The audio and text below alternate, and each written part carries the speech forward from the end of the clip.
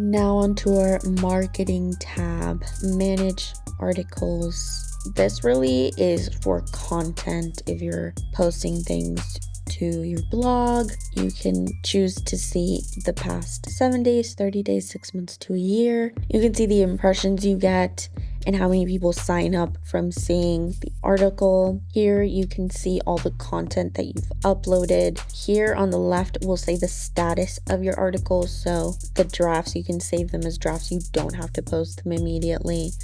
And you can also see your published posts, and you can go directly to your post from here. You can see the impressions it's received, if anything, so actions, if they've signed up for anything, if they've done anything after seeing that, and the date it was uploaded. So if we go here, we click it, you can edit anything from the article or your post. You can add a header image, you can change the status if you want to publish it or take it off the site. You can place it in a category depending on what the article is for. You can make your categories, allow comments, put who the author is, and here is where you make your post. Basically, you write any details. This is what the URL will look like, the title of your post, and here you would basically make the actual blog post itself anything, and you can place images. You can also place a description box and any tags. Here you can place more images. You can choose a file and like that, and here it will show you any edits that have been made and when it was edited and any details of the edits made. So let's say you added an image, it would let you know that you have added an image and when you did that. And if you do change anything, you would just click update and the post will update on your website. So if we go back over here, you can see this page, and here you can also create a new post. Next, auto messages. So these are any messages that you want to automate. So let's say after a purchase, you basically type what you want it to say. So after a purchase is made, it will say, "Thank you for choosing us for your party needs." And it'll send us a text message, and this shows that it's active. So it currently sends if there is a new purchase or anything like that. You can edit the message here, or you can delete it if you don't want to continue it, and you can create new ones, as many as you want. And this is what it kind of looks like when you create a new one. And that is our auto message. Now onto our managing FAQs.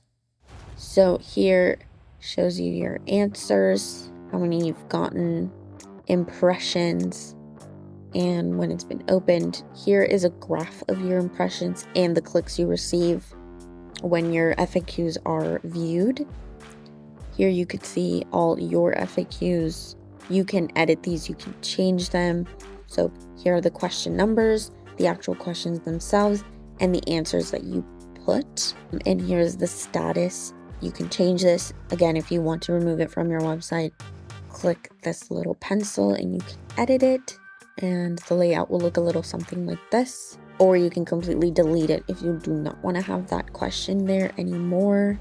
This is how many people have opened your FAQ area or tab. If you have a separate tab for it, it'll tell you the IP address of the person that opened it. So that is our FAQ. And then our gallery. This is your total impressions of your gallery. Again, you can change to see the time. So this was from the past 30 days. So this is the amount of impressions. Of course, when you change the days, the top boxes will most likely change depending on the increase or decrease of your impressions and any likes that you received in your gallery. Here we see the graph showing the amount of likes, and you can hover and see your likes for that particular day, or your impressions, 168 impressions on the 5th of March. So there we go. And then here, this is what it'll look like once you've added to your gallery. This is what your URL will look like, the image you've placed, the name of that image, and any description that you'd like to add. Again, you can edit it. You want to change the picture for your table gallery or anything, you can upload your images here. You can also, when you click a singular image in your gallery, you can see how many impressions that image has gotten and the amount of likes it's gotten. Also, if you just want to completely remove an image from your gallery, click the little trash can and it'll be gone.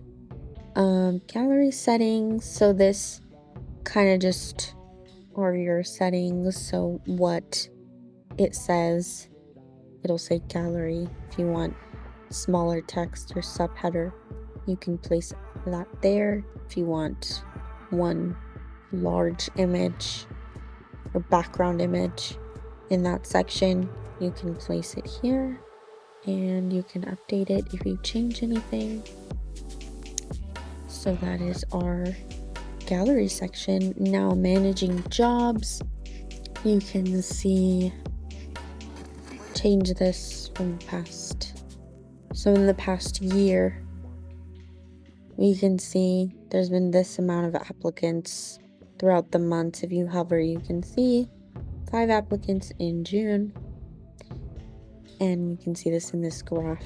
And then here it will tell you the job applications that you have available and the title that you put, the location where it's at, how many applications or how many spots you have available for that job, the status of that job, so if it's currently still active on your site or if you've closed it, or a draft if you're still working on it. This shows the date, and you can edit these job posts if you need to, what department, the title of the job, the descriptions, responsibilities, salary, any details basically. And if you click on the individual job, you can see all the job applicants that have applied for this particular job.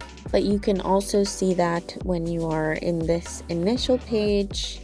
So instead of clicking on an individual one, you can see all your applicants for all your jobs that you have active, and you can see their name, their number, the email, their IP address, the status of their application, and the date they put it. There you go. You can see everything regarding your jobs. Your managing reviews tab right here at the very bottom. When you click, you'll be able to see your total reviews that have been left, what those reviews have converted into, and there's your percentage. In October, we had 46 reviews. In February, we had 1. So this red graph would be your reviews. These are your months. And this is the amount of reviews. If you scroll, you'll see all your client reviews, profile pictures, their name, the rating they gave you, the accounts they used, so where it came from, Trustpilot, Google, if the review is active, the day it was left. So if they are left in different areas, you do have to manually add them onto your website so that they can be seen, but you would just input all the information. So their name, their image link, the date it was left, the amount of stars they gave you. You can change this with arrows, or you can put the number, and the review itself, what they said. And you can add it to your website, or you can remove it if you want, and where it came from. Google Places, Trustpilot, Yelp, anything. So that is how you manage reviews. They don't automatically pull from the other websites, so you do have to manually do it. But if you do want your reviews to be seen, and you can see all the reviews that you have, you can change if they're active or not, or that is all our tabs in the marketing tab.